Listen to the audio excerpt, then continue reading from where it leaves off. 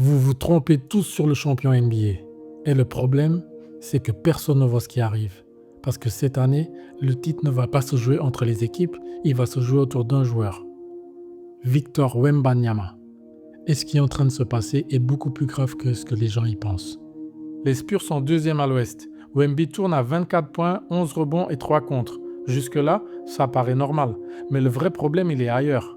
Personne, mais absolument personne n'est capable de l'arrêter. Et ça change tout. Parce que si personne ne peut l'arrêter, alors toute la course au titre est faussée. Et c'est là que ça devient intéressant. Est-ce qu'on est en train de voir un futur MVP ou un problème que la NBA n'est pas prêt à gérer? Dites-le moi déjà en commentaire. Tu penses que Wemby est prêt pour les playoffs ou pas du tout? Parce qu'aujourd'hui, on ne va pas parler du champion, on va parler du joueur qui peut détruire tous les scénarios. Et crois-moi, ce que tu vas voir après, personne n'en parle vraiment. Bienvenue sur Au Buzzer. Commençons par un truc simple. Les Spurs sont deuxième à l'ouest. Oui, les Spurs. Une équipe qui était au fond de la ligue il y a à peine 2 ans. Et déjà, ça devrait te poser une question. Qu'est-ce qui a changé? Pas le coach, pas l'effectif, un seul joueur. Ouais, un seul joueur. Wembanyama.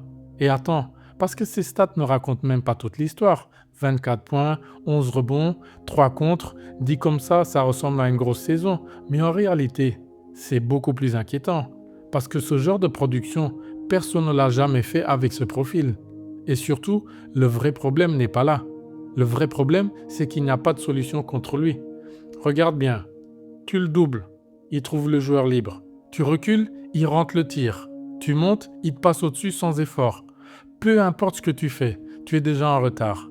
Et c'est là que ça bascule, parce qu'en mars, il n'a pas stagné, il a encore accéléré. 28 points de moyenne, des matchs à presque 40 points. Donc même quand les équipes s'adaptent, lui, il passe encore un niveau. Et ça, c'est extrêmement rare.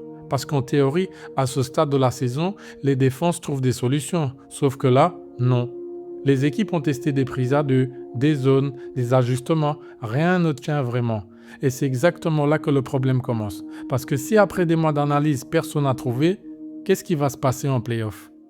Alors justement, les play-offs, parce que c'est là que tout est censé s'arrêter. En saison régulière, les équipes enchaînent. 82 matchs, peu de temps, peu d'ajustements, mais en play-off, c'est différent. Une équipe peut passer une semaine entière sur un seul joueur. Des heures de vidéo, des systèmes sur mesure. Normalement, c'est là que les stars ralentissent. Mais attends, et si cette règle ne s'appliquait pas à lui? Parce que contre lui, ça n'a rien changé. Et ça c'est le vrai problème. Ce n'est pas un problème de tactique, c'est un problème sans solution. Physique, tu mets un ailier, il le domine à la taille. Tu mets un pivot, il le dépasse en vitesse. Tu le laisses respirer, il punit en 3 points. Peu importe ton choix, tu es perdant dès le départ. Et là, on parle même pas de talent, on parle d'un joueur qui casse les règles du jeu. Une catégorie qui n'existait pas avant. Et en play-off, ça devient dangereux. Parce que les séries ne se jouent pas sur 48 minutes. Elles se jouent sur quelques possessions, quelques décisions, quelques secondes. Et attends, qui tu veux voir avec le ballon dans ces moments-là? Parce que lui, il ne force pas. Il lit, il s'adapte, il choisit et surtout, il se trompe très peu. Et c'est là que le débat commence. Dis-moi en commentaire, tu fais quoi toi contre lui en fin de match? Tu doubles? Tu switches? Tu assumes le 1 contre 1? Parce qu'il n'y a pas de bonne réponse. Et c'est exactement pour ça que c'est inquiétant. 22 ans, deuxième saison, premier playoff, et déjà un problème que personne ne contrôle. Donc la vraie question, elle n'est pas de savoir s'il va performer. La vraie question, c'est jusqu'où il peut aller. Avant que la NBA trouve enfin une limite, ou si cette limite n'existe pas. Parce qu'au final, c'est ça la vraie question. Qui devient champion? Tout le monde regarde OKC, numéro 1 à l'ouest, champion en titre, une équipe jeune, mais déjà prête.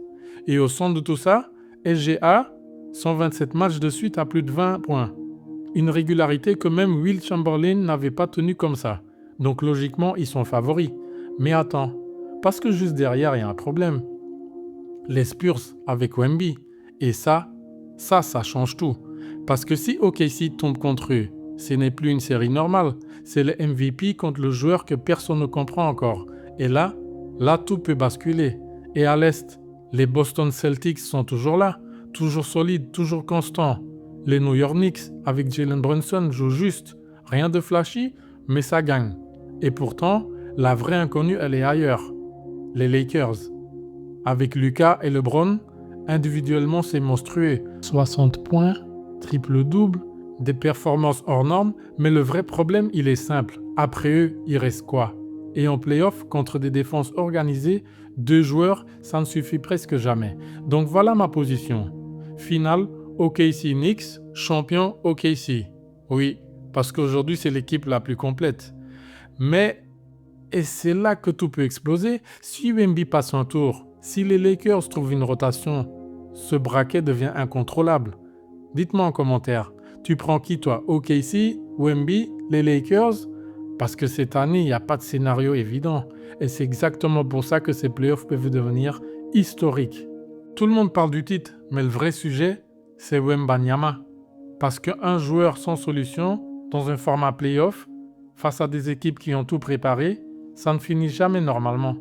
Soit on assiste à une révélation historique, soit à la plus grosse surprise de ces playoffs, mais dans les deux cas, quelque chose va se passer. Et attends, parce que le plus intéressant, c'est qu'on n'a encore rien vu. Dites-moi en commentaire si Wemby est prêt pour les playoffs ou si c'est trop tôt. Et ton champion, c'est qui? Si cette vidéo t'a plu, abonne-toi. Parce que dès que les playoffs commencent, on va suivre ça match par match. Et crois-moi, certaines équipes vont tomber plus tôt que prévu. On se retrouve très vite sur Au Buzzer. Allez, à bientôt.